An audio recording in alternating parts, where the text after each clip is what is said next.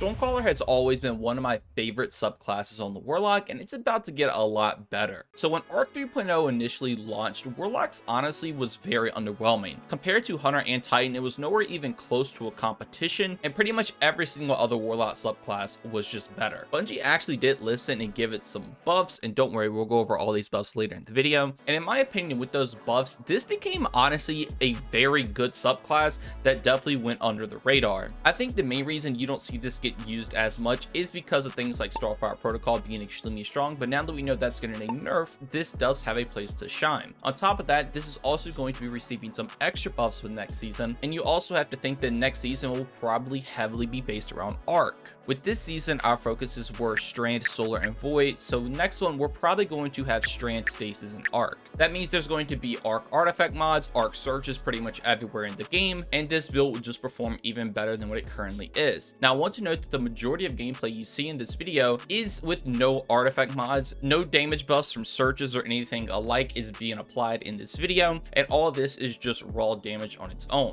Now even with this build being as good as it is and only going to get better, you still have to live in the reality that you're going to be competing with Wall of Radiance. I don't think there will be any scenario where this will overtake someone playing Wall of Radiance because the super is just that strong. However, if you don't have to run a well, I strongly believe that this has the potential to be the best subclass on the Warlock in the entire game. So if you're excited for the potential of this build, be sure to stick around for the end of the video because I really think you all will enjoy it next season. But hey, if you were looking for something to play before next season starts, be sure to check out today's sponsor of the video, Raid Shadow Legends. If you don't know, Raid is a completely free-to-play mobile game, and one of my favorite things about it is the amount of champions in the game. You know I love making builds on the channel, so with over 650 unique champions at my fingertips and with billions of ways to change and customize them, you know I can get lost in there. Speaking of builds, it will be a good thing to learn all about them if you want to face Raid's in-game content, the Doom Tower. At the beginning of the first floors, it's pretty easy if you have a strong team, but once you get higher and get to some of the bosses, it can get really tough. Your team build will matter greatly because you want ways to have high resistance alongside being able to do the boss mechanics so you can actually start doing damage. Also this April, Raid is going on an egg hunt for dragon eggs. Be sure to download Raid from the link below, copy your in-game player ID, and then head over to egghunt.plarium.com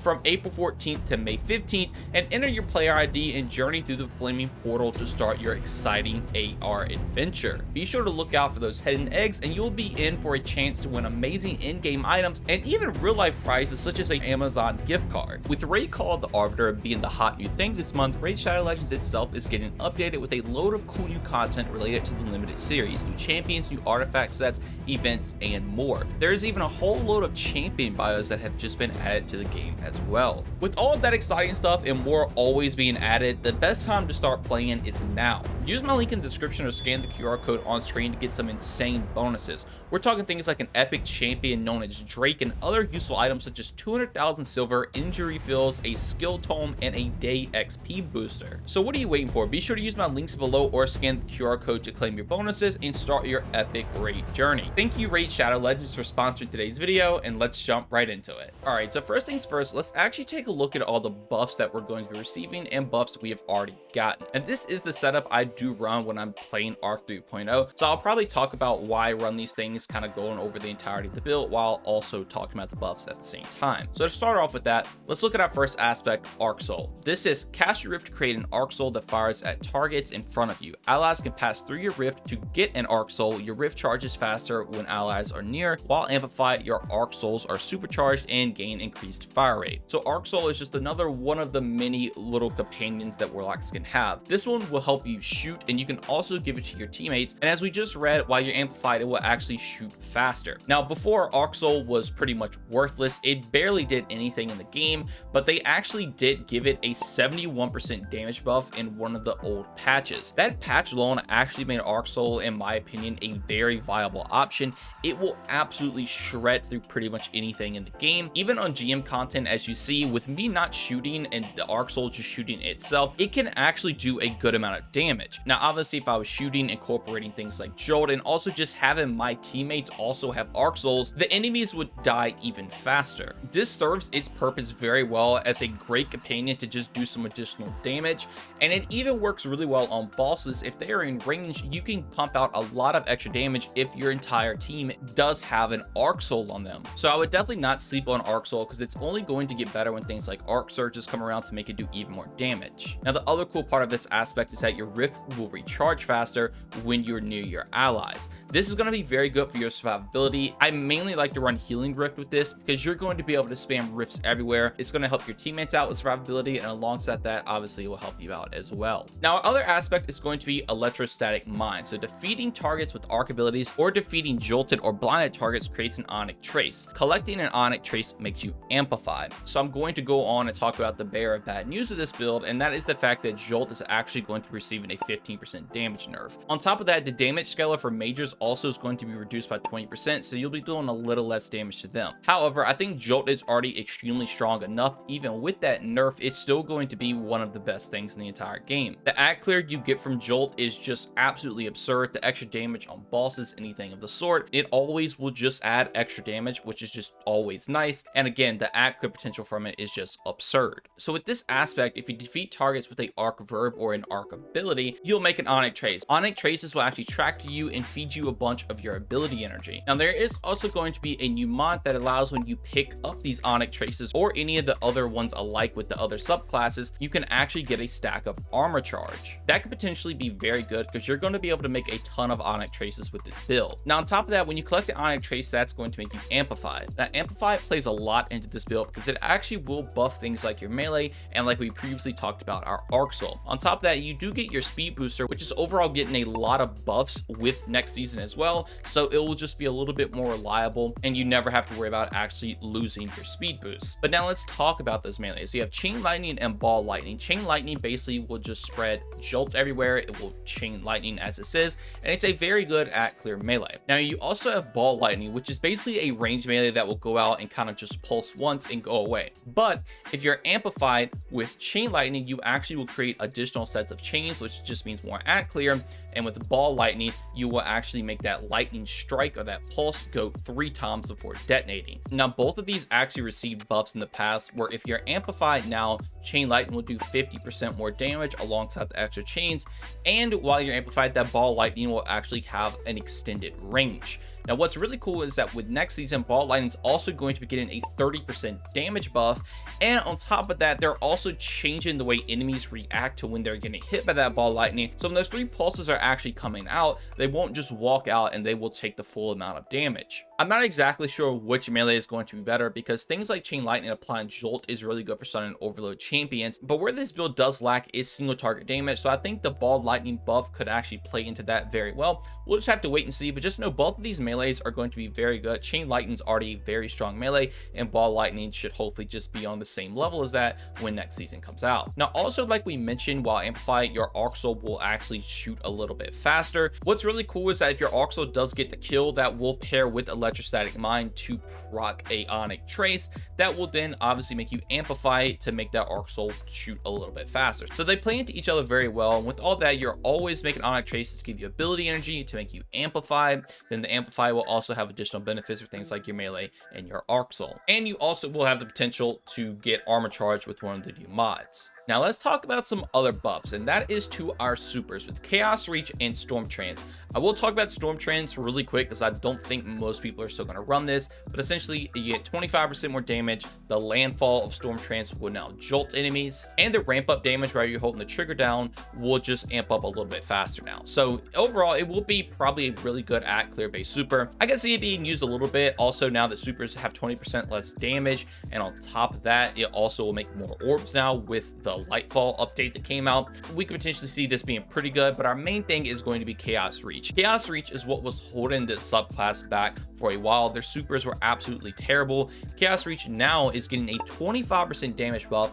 and sustained fire on an enemy will actually make a jolting lightning strike. Now, we don't know how much damage this lightning strike is going to do, but that could potentially be the make or break for this super alone. If that strike does a lot of damage, and say it's something like a clout strike proc, it could potentially be really good. And also, you do have to remember it will jolt enemies. What a lot of people did before with Chaos Reach is try to jolt enemy with their grenade, then pop their super to do that extra damage. Now it will just jolt enemies on its own, which is really, really good. On top of that, you will be getting more strafe speed, which is good for moving around if you need to. And they fixed the camera angle so you can actually see what you're shooting at now. So overall, that's a good buff as well. And one of of the old patches, they also made the super go from a 9-minute and 16-second super to a base cooldown of 7 minutes and 35 seconds. So you will be getting these a lot faster now, and always remember that you can cancel your Chaos Reach at any time to conserve some super energy. So hopefully with the changes coming to Chaos Reach, this will actually make it a very good single target DPS super. We will just have to wait and see, but overall both supers are going to be better, and I just cannot wait to play around with those buffs. But now for the final part of our class, let's jump into our grenade, and we're going to be running the Pulse Grenade. And one of the old patches, Pulse Grenade actually did receive a 20% damage buff. It was already a very strong grenade, obviously that just made it even better, and I think it is the primary grenade you should be running if you are playing Stormcaller. Now we're going to be buffing our grenades with taking the Fragments Spark of Shock, so your arc grenades will jolt targets. This will just make your ad clear of the grenade a whole lot stronger. You're going to be jolting enemies, which means you can also stun overload champions with that. But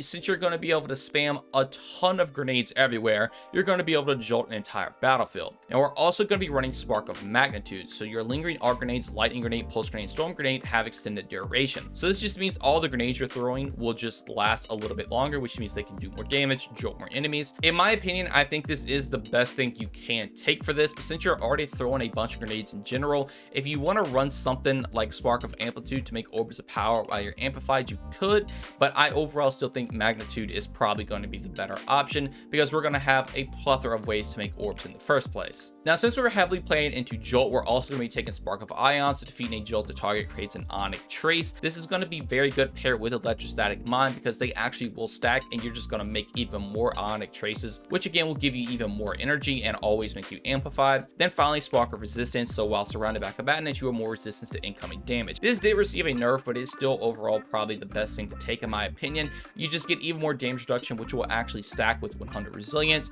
and you become very, very tanky. But that is pretty much the subclass, and I've talked a lot about spamming all of our abilities, so I want to get into why we're going to be doing that a lot more than just Ionic Traces.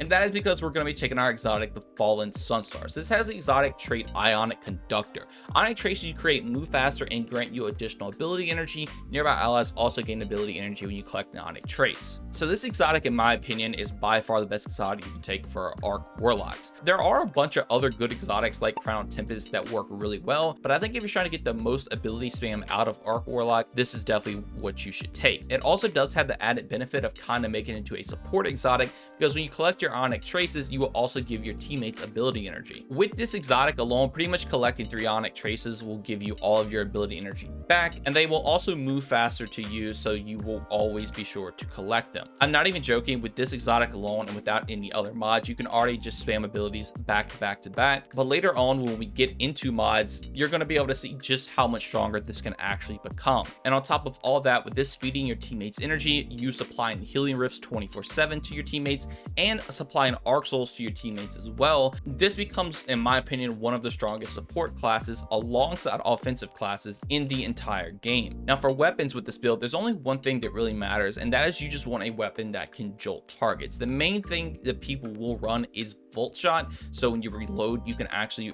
proc Volt Shot to jolt the next enemy you shoot, because any weapon perk that does jolt enemies will actually also play into everything in your subclass and will keep you proccing things over and over again. Now things like Cold Heart did receive some buffs, and it's actually a very good option to pair with this, and it will make Ionic Traces when you do have its highest damage stat. And you also have things like Delicate Tomb, which is a very good option to pair with this as well, so picking up Ionic Traces will actually make you jolt enemies, and this will pair extremely well with your exotic helmet. But in my opinion, overall, I still think just running a Volt Shot weapon is going to be better, because that does free your exotic slot up for a heavy weapon, or in my opinion, what I think is the most fun thing to take, and that is Conditional Finality. So again, single target damage is what kind of lacks with this build until we do get those buffs. So with this, you can just take out majors extremely easy with this, and then have your Volt Shot alongside your entire subclass be able to act clear everything. And since rockets are in the meta, you can also take things like a Hothead or any other rocket that you like, and just pair that with Yellowhorn, and you can pretty much cover every single thing in the game. Now, stat distribution for this build, I would highly recommend 100 resilience for your survivability. You're going to get 30% damage reduction, and it's definitely nothing you should sleep on. Now, also go with 100 discipline so you can get your grenade back as fast as possible, because that is going to be the big gameplay loop of this build. If you can get to 100 recovery, that is the next stat I would get into, because that will further increase your cooldown of your healing rift, which you want to have a lot of. And then I guess for your next next stat, you could go with strength if you want to, but your main three are definitely going to be resilience, recovery, and discipline, with resilience and discipline being the top priorities for double 100s. And like I said all the way in the beginning of the video, this whole build has used no artifact mods. Obviously I could slot in, you know, an overload SMG if I wanted to help out with this, but I decided just to reset the entire thing because with next season coming along, we could potentially see this build being even better, because we could potentially see mods like Threaded Blast, but just being related to your arc subclass. So it is going to be very, very good. But now let's jump over into mods. If you all want to see a in-depth infographic, I will leave a Mobalytics link down in the description below. Be sure to go over there and check it out. You can read along while I go over everything in the video. But all right, let's start off with our helmet. As you see, I'm not going to be taking advantage of authorized mods. I tried to not do that to give you a more real explanation or showcase of how this will potentially work. Obviously, we could have authorized mods come back next season and reduce the cost of our mods, which will give us the ability to slot in more. But I wanted to keep it fair and just show the base build with all these. So starting off, I'm taking a arc siphon. So when I get rapid arc weapon final blows, I'll make an orb of power. Orbs are going to be very good for this build, just like they are with every single build. They're going to give you armor charge, they're going to give you super energy, and they will also play into some of our other mods once we get later down the line. Now I'm also going to be running a ashes to asset, so I gain bonus super energy on grenade kills. Since we're going to be trying to spam grenades all the time, this is going to give us a bunch of super energy, and since they're buffing our supers, you're going to want to be using your supers a lot. So this is going to help out with that quite a bit. Now for your final mod, if you do have energy, I would definitely recommend just taking a heavy ammo finder. This could be very, very good for just getting some extra ammo, or even slotting in something like a dynamo. Since you're going to be able to spam your rifts a lot in the first place, this will also give you a bunch of super energy. So if there are authorized mods in the future that will reduce the cost, I will 100% be taking a ashes to assets and a dynamo so I can get as much super energy as possible. Now my arms, I am running a arc loader so I can just reload my arc weapon a lot faster. Every single weapon you should use with this build is going to be arc, so you're going to be taking advantage of this quite a lot. Then on top of that, I'll be running a firepower, so when I get grenade kills, I will make an orb of power. Again, this is going to be another way to make orbs between your weapon kills and your grenade kills, so you don't really need to take things like spark of amplitude since you're already going to be making a lot with these anyway. And then finally, I do a bolstering detonation, so it grants you some class ability energy when I deal damage with a grenade. This is going to be really good because again, the gameplay loop of this build is to spam your grenade and your class ability as much as possible, while additionally throwing in your melee in there from time to time. But you want to spam those rifts and your grenades all the time for survivability and just damage jolting everything in a room. Now for your chest piece, always go through resistant mods. Just be sure to swap these out for whatever content you're going into. This is just going to help out your survivability a lot more as well, which is the downside of arc. But with everything playing into our survivability, you were pretty much unkillable with this build. Now, speaking of survivability, we're also going to be taking a recuperation, so when we pick up an orb of power, we get some health. I also like to pair that with a better art ready, so whenever we pick up an orb, it will actually start our health regeneration. So we basically get a chunk of health alongside starting our health regeneration. If we're not getting shot, you will get back to max immediately, but if you do get shot, this is where this mod can kind of go down a little bit in value because it just stops working. So if you want to swap this out for things like innervation, get even more grenade energy, you can, but I like having that little extra survivability, because say there's like an orb far away, you can just pick that up and you get topped off to full health. Now I also like to take an absolution, so this will reduce the cooldown of all my abilities when I pick up an orb. Since Ionic Traces are already doing that, this will just further help out with giving that energy back to all of our abilities. Again, you want to spam everything as much as possible, with grenades and rifts being the main priority, but like it says, you will get energy back for absolutely everything and you can just spam stuff even more. Then finally, for our class item, I do run a bomber, so when you use my class ability, I will get some grenade energy back. I also like to run a distribution, so when I use my class ability near targets, I will get energy back for everything. And then finally, utility kickstart, so when I expand all my class ability energy, I will get class ability energy back, and armor charge will stack with this. So since we're picking up orbs all the time, we're always going to have 3 armor charge stacks, since this is the only thing using it, and we're going to get around 20 to 30% of our class ability energy back once we pop our rift, alongside that also giving our grenade energy and energy for absolutely everything else. So as you can see with these mods, you're going to be spamming all your abilities back and forth, pairing that with Ionic Traces and your exotic helmet. But on top of that, your survivability is also going to be very strong as well with your leg mods and even things like your chest mods. And another cool thing to note is that there is going to be another mod being added when you use your class ability. You will pick up orbs around you. Since you're going to be able to spam your class ability all the time with this build, that means things like your leg mods like recuperation, but already even absolution, are going to have even more value, because you could just put a rift down and you're going to pick up an orb up far away and you're just going to get all your health back, so you become even tankier. So I guess as a recap, pretty much every single thing in the Stormcaller subclass is getting buffed next season or has gotten a buff recently in the past. The point of this build is to spam your abilities as much as possible. You're going to have your Arxel helping you out with doing damage. You're going to become amplified all the time and feed your energy back 24/7. You're going to have a bunch of survivability with things like Spark of Resistance. You're going to be jolting everything with grenades that last forever and even making more Ionic Traces. Your super is going to be doing a lot better than what it currently is in the game.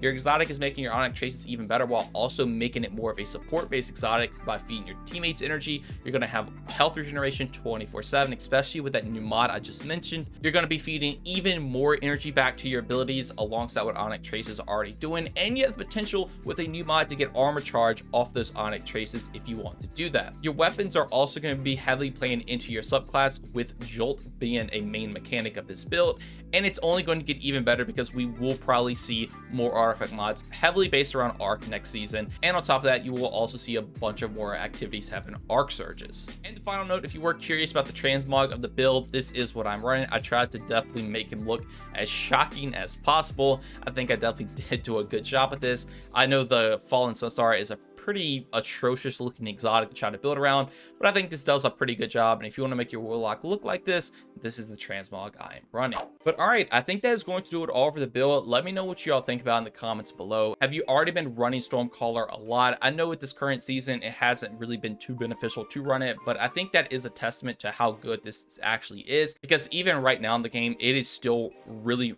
strong, not taking advantage of absolutely anything in the game other than what's already just in the base game, nothing seasonal related, and it still can perform as good as other subclasses in my opinion. It's only going to get better with the buffs coming to our supers and things like Ball Lightning also potentially having a play now, and I'm just so excited to see how well it's going to do when next season starts. But as always, if you all enjoyed or learned anything new, consider subscribing and dropping a like and turn notifications on. Also, if you'd like to join my Discord or follow me on any of my socials, all that will be linked in the description as well. But just know watching this video is way more than enough, and that every single bit of support from you all is truly appreciated. Thank you all so much for watching this one, and have a great day.